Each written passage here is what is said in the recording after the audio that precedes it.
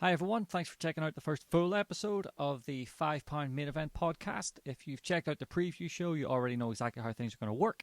If you haven't, probably worth listening to it just to get the format down, or you could just listen and you'll work it out because it's pretty self-explanatory as we get going. Today's guest is John Meagher, a good friend of mine, fellow comedian, also loves MMA, so it'll be a good chat about the upcoming UFC on ABC card. That's for the Americans. The rest of us will be watching on BT Sports, unofficial sponsor of the podcast, or a live stream found on a ropey internet site, because I'm 90, website, whatever. We catch up about the card, the fighters. We uncover the fact that John has, for a long time, apparently fancied Carlos Condit, which I didn't know about, but respect. We put our bets on, which largely went to plan. I'll let that drama unfold. But both of us went big. We went for the grand prize using our £5 and stretching that as far as we could go. So yeah, check it out. Let us know what you think. Subscribe, and yeah, stay in touch. But enjoy the show, and speak to you soon. I'll speak to you in about 4 seconds whenever that kicks in. This is a great intro, guys. Look forward to more like this. I'm not even going to edit this. This is what a professional I am. I'm leaving that in. All right, guys, we're here with John Meagher, comedian, podcaster, male model for hire.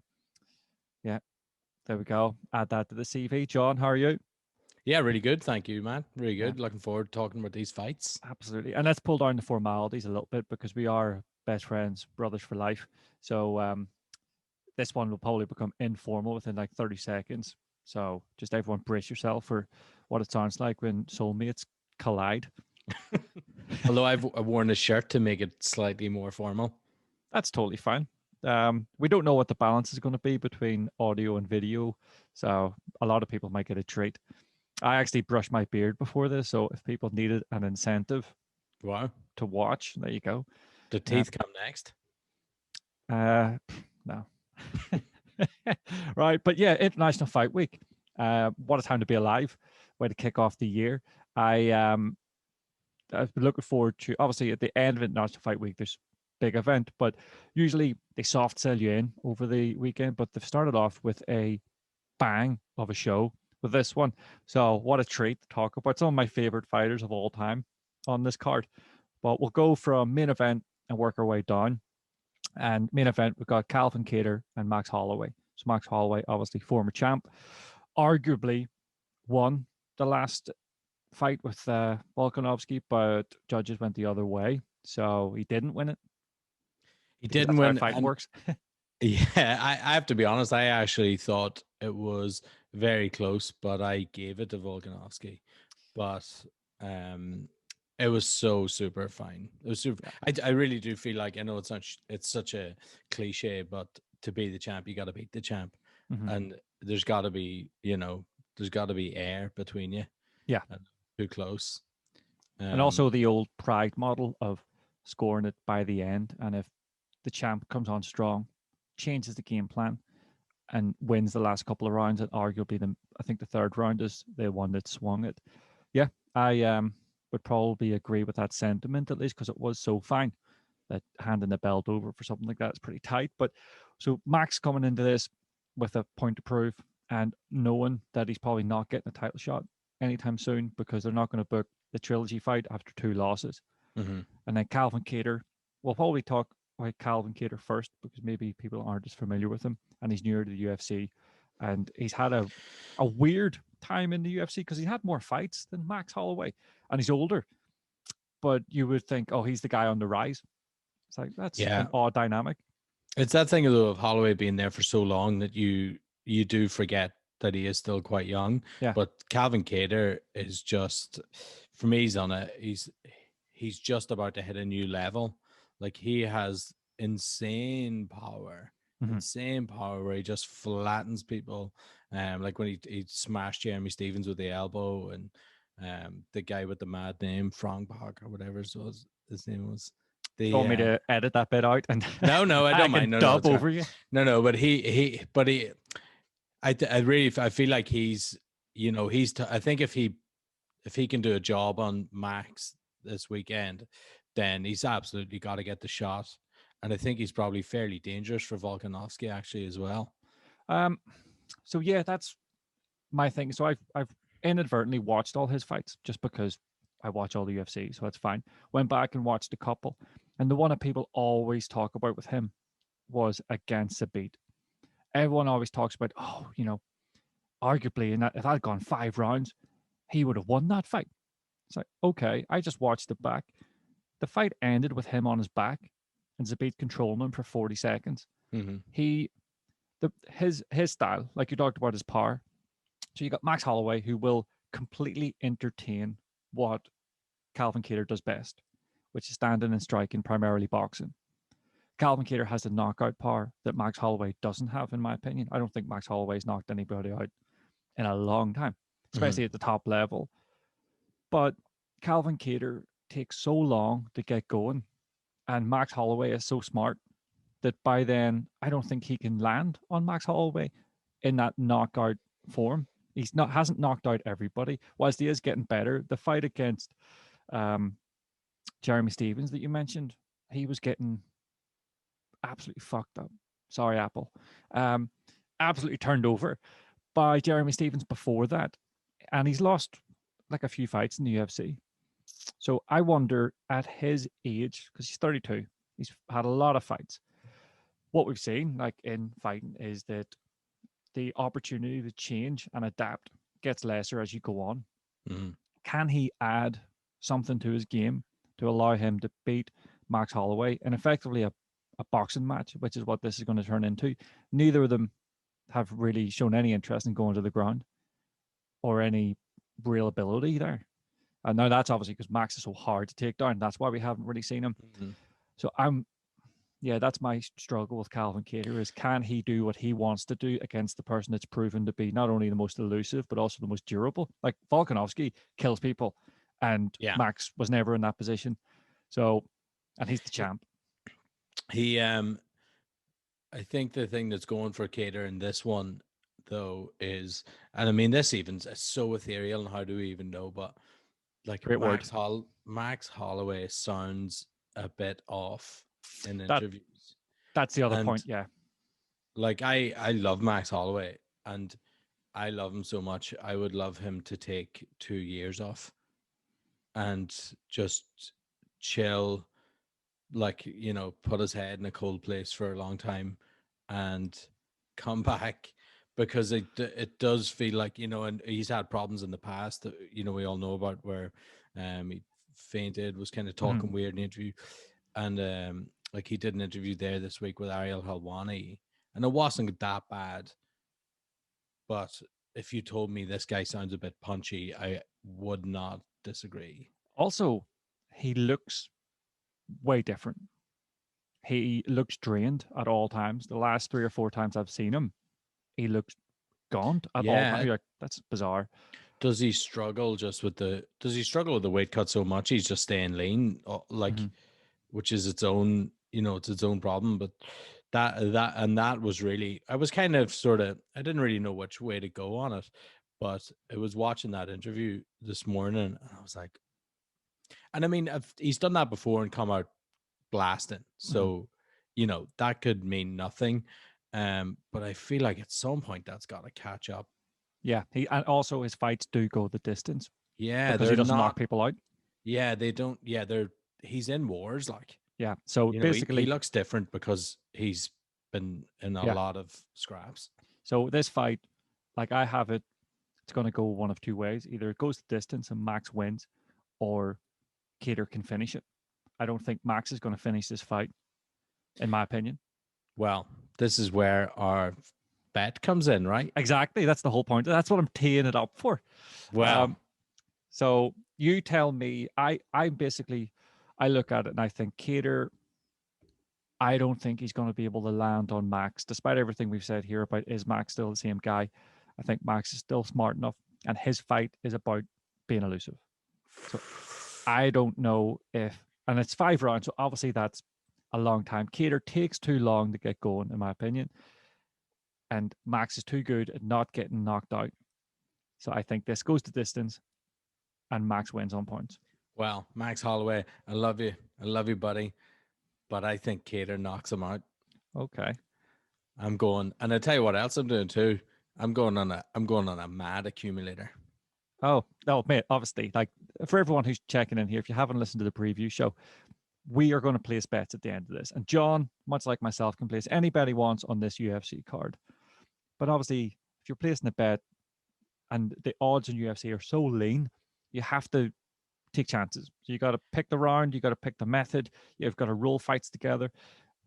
You got to bring your A game. So John's already go big. thrown down the gauntlet that he's going big. So Cater, you're going to win by knockout. Cater by KO. By KO. Okay. So what I'll do is I'll make notes on these, and then at the end we're going to take a second. I'm going to come back with what those odds look like, and you're going to find out the size of the prize. And also, you've got the chance here, John, that if your bet wins, you're guaranteed top spot on the Hall of Fame, because you will be the only person in the Hall of Fame. I will be the Hall of Fame. You will be the Hall of Fame. Well, so, that's my okay. So you're going Holloway. I'm going Holloway by decision. Ooh, okay. I feel good about it. Well, that's as good as anyone can feel about a bet, because instantly I'm like, you're wrong. Of course you're wrong. But whatever. Money talks and bullshit walks. Also, I've done a lot of walking. Ethereum, start doing your thing. Yeah. Yeah, just for everyone else, John and I are cryptocurrency specialists. Moguls. Moguls is another way of looking at it.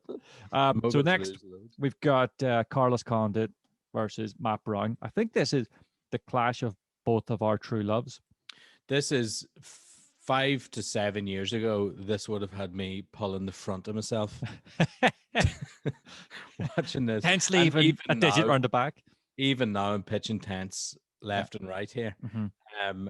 What unbelievable! These two of my favorite guys of all time. Matt Brown is in my top 5 favorite fighters, just for having been a heroin addict and then coming back. Oh, then you needed the second half of that sentence, big time.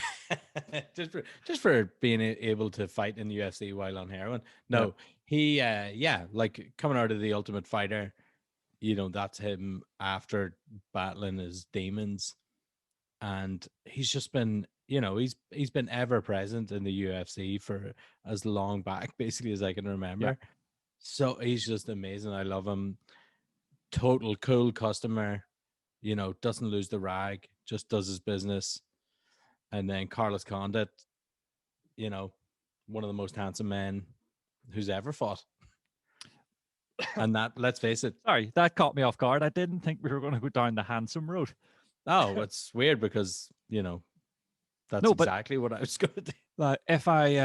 If he walks into a bar, I've never thought about it, but that could be part of the reason why I looked at him as that's what I want to be. Yeah. That's my impression of Carlos Condit. Before we go too far, I think obviously this is the fight that we wish we could have had a few years back. One fight of Matt Brown that I really wish we could have had was him versus Snoop Dogg, after Snoop Dogg criticized Conor in the Mayweather fight. And Matt Brown went on Rogan's podcast and said, if I see this guy, I'm going to kill him. He disrespected all fighters. I'm like, I think Matt Brown is going to fight his way through Snoop Dogg's team and then get his hands on Snoop Dogg. And that was before the Just Eat ads. Oh, so don't. Because if I saw Snoop Dogg in the street, I would boot him in the head. Yeah. And then he would kill me. But I would hope that I see him and he's like having a meal so I could warm up for 40 minutes and then kick him in the head, because that's how long it takes. Yeah. But yeah, Carlos Condit. I mean, these two like legit legends. I would say both of them are going into the Hall of Fame at some point. Fair enough. Like, Matt Brown never got the title, but he was just, it didn't matter. He was like running a different race from everyone else. Yeah, just having amazing fights and just highlight reels all over the place. The thing that's interesting about Matt Brown are his losses. You never look at and think he should have beat that guy if he had done this thing. Yeah. He always did the best he could, and we know what his level is. And not to discredit him or anything, he was never going to be the champ. But if you beat him, you're probably going to be the champ. Yeah. Or at least fight for the belt. And which is why I'll never forgive him for. Actually, maybe I'll never forgive him, but I have to thank him for taking Wonder Boy to school. You know, because Wonder Boy, another one of my faves, Matt Brown, basically like put the arm around his shoulder and said, "Listen, all these kicks and punches are great, but I'm going to put you on the ground every time I get the opportunity to, and just really annoy you." So sorry about that in advance. But going back to the fight, so these guys, Carlos Condit was on a bit of a skid, you know, wasn't looking good. Winning his last fight, I think both these guys are pretty much looking at this as a retirement fight, the fight that they wish they had. So considering that both of them are a percentage of what they used to be, does that mean they're going to be able to fight at what is still their best, and we're going to get a representation of what it could have been, or is it going to be, oh, this is a bit sad? No, these two lads go out in their shields. I think there's no, yeah, I just don't think that's going to come into it, especially if the talk is, as you're right in saying, that chances are this could be a swan song for at least one, if not both. Yeah. And I mean, I've got to say that Condit has got to be the favorite here for this. I think Condit's maybe just got that extra bit of juice in the tank, extra bit of sort of nous at that top level. I think he gets it done. I think he knocks him out. And also, you got to look at their respective corners and think there's a game plan here versus Matt Brown's approach, which I feel like is going to be, I'm going out there to fight him. Yeah. Carlos Condit's going out there and he's being told by great minds, here's what you need to do. You need to look out for this, get the first round over with, see where we're at, because they just want to gauge what Matt Brown has in that first round. Don't look for the knockout, but if it's there, take it. Yeah, I would see this probably I don't think Condit's going to get Matt Brown out of the fight 3 rounds. I think Condit by decision. Okay. Not that I'm being Johnny Bourne pants and picking decisions, but I'm sort of. But that's exactly what you're doing. But yeah, I know what you mean. That's what you think's the way it's going to go. Yeah. Yeah, and that's fair. Yeah, I mean, I am, Johnny swing for the fences. So I'm just looking at all of my picks. I've literally not picked a single decision. So that's where my head's at. That's fine. So how do you see the fight going? Because I think they come out in the first round. Matt Brown is firing the stiffest leg kicks with the straightest back. Yeah. And he's doing what he does. Is like you said, he's doing what he does. He will try and force it to the ground. I just think Condit's probably a bit too loose in his feet. Might just piece him up. See, that's where I have a worry, because historically Condit allows himself to be taken down at times because he fancies himself off his back. And if he feels like Matt Brown, if it's costing him so much energy trying to stop Matt Brown taking him down, he'll let himself be taken down and start throwing up triangles. I would say that's a mental game plan. Yeah. But also I would say that I've never fought in the UFC. I don't know if you know that. And therefore I've got very little to say about. Yeah, I've got very little advice for Carlos Condit, but I do think his best chance is staying the feet. And I think I have a vision of a head kick just right behind the ear. Yeah, it'll have to be the referee stepping in to save Matt Brown. Matt Brown, I can't imagine him being out for the count. Meanwhile, if Matt Brown wins, I will be so happy as well. Yeah. Well, that's because you're going to pick him to win the fight. So, are you picking him to win? No, no, you're I'm picking Condit. Condit by knockout. Yeah. Condit. Do you want to pick a round? No, I've got to draw the line somewhere. Okay. I would say 3, but I wouldn't put money on it. Fair enough. Okay. One thing though that I don't think gets enough credit, not even credit, but recognition, is Matt Brown in his CV. Matt Brown killed Diego Sanchez a while back. Yeah. I mean, to be fair, a lot of people have killed Diego Sanchez recently. Yeah. And, I made the mistake. Has he quit? He has quit, hasn't he? Diego Sanchez? Yeah. No, he he actually, who was it? He was Instagramming someone who was criticizing his coach, his I head think he's. coach. I think he's actually fighting in my garden right now. I'm just, just looked. Yeah, I can't remember who it was. Somebody, but Diego Sanchez then started messaging the guy like DMs, being, "Oh, I hear you, or I see you're talking about my coach, and if you want to spar, come down and see what we're all about. That'll be cool. I'm probably retiring in April." But I can't remember who it was. But if people Google that, they'll find it. Like I can't do all the work, you know. Yeah, I Mm-hmm. mean another great guy that I just want him to please stop. Yeah. Please stop.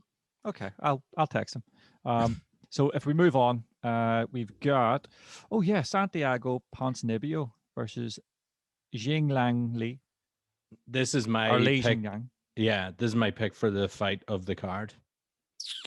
Interesting because Ponzinibbio obviously was firing and then has been out for a long time with injuries, which is tough. Yeah. He's been doing a lot of work for UFC and commentary and stuff like that. So interesting on the comeback, and then Lee sort of on the rise, but with a little bit of a break. Yeah, Obviously, he's had a last few kind of up and down, up and down. I think this is two lads. Both of them know that they need to come out and do Mhm. something special because, like you say, they're both sort of coming off like, Yeah, out for a while, back for a while, doing this, got a couple of wins. They both need to come out shooting. And I don't think there'll be any messing around here. I think, yeah. Both their styles are meet in the middle. yeah. Yeah, interesting. And So the well, if we get straight to predictions, what have you got Ponzinibbio by knockout. by knockout? Yeah. Okay, I'll also say that as I've went down this, you'll see that I've weighted heavily to knockouts rather than submissions that's fine because I don't see much by means of submission specialty here. until we get to the very bottom, maybe. Well, But yeah. yeah, So I'm actually going to join you in the Ponzinibbio by knockout, only because from what I've seen, I think Ponzinibbio has shown the most in terms of potential, mm-hmm. and doesn't seem like the sort of guy's going to be rattled. He's going to come into this fight absolutely chomping at the bit. So yeah, I'm going to go with And he's that had one. a lot of fights. He's had a lot of fights. Yeah, He's he was. 27-3 Yeah, coming in. So like, yeah, I think he's, there. It's that thing. There's a lot of shit I get off the pot here. yeah. There's a lot of lads who are like, if you don't do it now, it's not happening. I don't think, lads. So, and this is where you're like, you're in the desert. There's people maybe there. Like, let's rock and roll. There's going to be some people there, and Yeah, they have 2,000 for Connor, don't they? yeah, something as many people as they could get in, basically. Okay, cool. So we got that middleweight fight next. Joaquin Captain Buckley. highlight reel. I know. Yeah, yeah, yeah. The man who has the golden touch right now. Although before becoming an absolute sensation, like he lost to Kevin Hart, obviously Joaquin Buckley and Alessio de Chirico. So Alessio, I have seen a lot of his fights. A solid hand, as we would call him in the industry.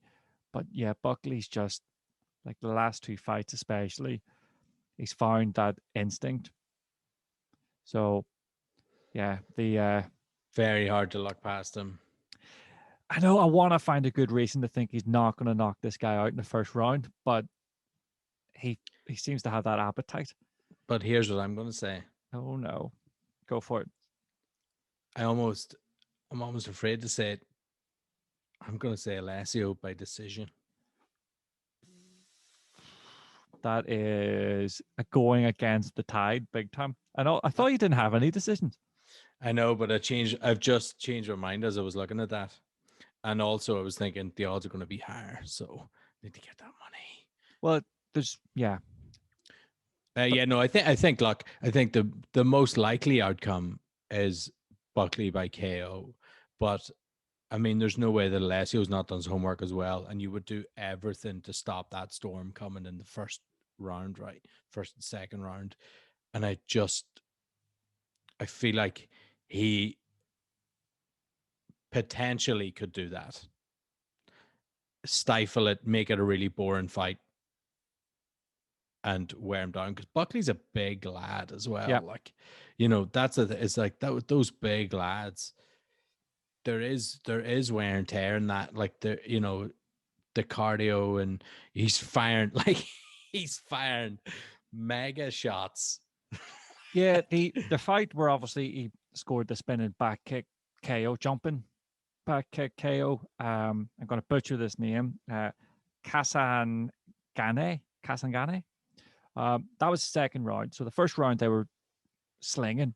So I don't know about the getting tired quickly thing, but that was not defending takedowns or anything. That was stand and bang. So maybe. Look, it's been said. I think this is one that's set up. The UFC are like, there's a good chance we can get a spectacular knockout out of this fight here. Yeah. Like,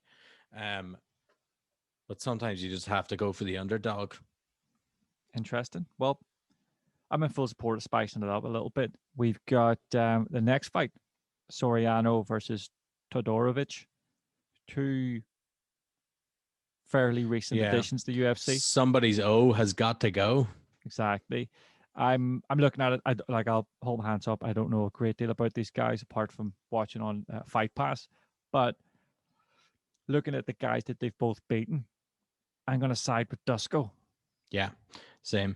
Yeah, but I'm just going to go to win. I'm not going to go crazy and try and pick how or when. There's no need to be a superstar in this one. So we've got Dusko to win. Excellent. I'm saying, Dusko to win. I would say what I think is going to happen is I feel like there might be a sub in that one, but not enough to bet on it. Yeah. And then anything you fancy on the prelims? Yes. I'm just looking at them here. Sorry. Where was I? Yeah, David Zawada. Yeah. And Ramzan. I reckon Ramzan beats him. Oh. Yeah. I'm going even, and I imagine the odds are against that one. But I think he wins. I think he probably gets a TKO, but I wouldn't bet on that. But I think he wins. I think that is Ramzan one of the Dagestani crew? Yeah, I believe so. Okay. Oh wait, no, I could be wrong. I think he's from the Urals, but I'm not sure if he's one of those lads. Mm-hmm. Though Zavada, I think, beat Khabib's cousin, I reckon. Or maybe I could be wrong. That might have been Phil Hughes, actually. Okay. Yeah. No, you're right. Nurmagomedov, he beat round 1 by submission. Yeah, but I feel like this is a different thing. Okay. Well, I'm going to go with David because I was on the fence, but now that you've picked that way, I'm going to go the other way. And for the other prelims, I don't really know enough to put my money on it. So let's take a little break between us. So we're going to jump out. We're going to come back with what the odds are, and then we'll sign off. So for everyone at home, just hold tight. All right, guys, so we're back. We've got John's bet locked in. Here we are. So Calvin Kattar by KO at 7-2. Carlos Condit by KO 2-1, which is surprising. Ponzinibbio by KO 6-5. Fair enough. De Chirico, this is the game changer for you, John. By decision or technical decision, 4-1. All right. We got Dusko to win 5-8, and then Ramazan 4-11. So you had a couple of rogue bets in there that definitely propped up the odds, which gives you a whopping potential return from your £5 payment for doing this show of £1,645.31. Nice. I'm happy with that. Wouldn't it be lovely? So wouldn't it be lovely?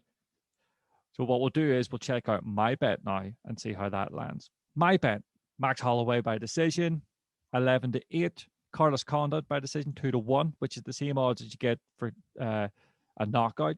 So they're basically telling us that's as likely to happen as as the decision. Ponzinibbio by KO, 6-5, same as you. Buckley by KO, 20-21, which basically means that is exactly what's going to happen. Soriano, the win, 13-10. That's annoying because that actually isn't the bet I meant to put on. So just realized I've made a mistake. Great way to start things off. And then Zawada, the win, that is intended, 9-4. So I have a potential return of £1,143.80. Not bad either. Not far off each other, but kicking myself that I didn't pick Dusko as intended, because Dusko was 5-8. You can edit it. I don't think I can. I think I need to cash it out and then rebet. Oh, so yeah. Cash out's the same amount. So yeah. should I do that now? Should I cash out and place the bet again? And then just re-record? Or then will you be annoyed if Soriano wins? Oh my God. You know what? We're keeping this in the show and we're keeping the bet. This is it. This is live TV / not live TV, or we could have fixed it, but in the interest of leaving things up to the gods, and there are many gods, guys, just to be controversial. There's a god for everything. There's a betting god. There's a Irish comedian god. His name's Tommy Tiernan. There's loads of them. Loads of gods. So, John, this is what it's all about. I'm just thinking what we might do if you win. I'm going to need you to record a celebration video. Oh, yeah. Don't you worry about that. The celebration video will be on the news just ahead of Boris Johnson's next catastrophic interview. And a spike in Bitcoin as investment rushes in from London. But right, John, amazing. As expected, fantastic first guest. I love you. Thanks very much. And I hope that on Saturday night, Sunday morning, we are furiously texting each other about one of our big wins. Listen, happy days. Thanks so much for having me on the show. Not a problem. Namaste. See you soon. Cheers, buddy. Bye-bye.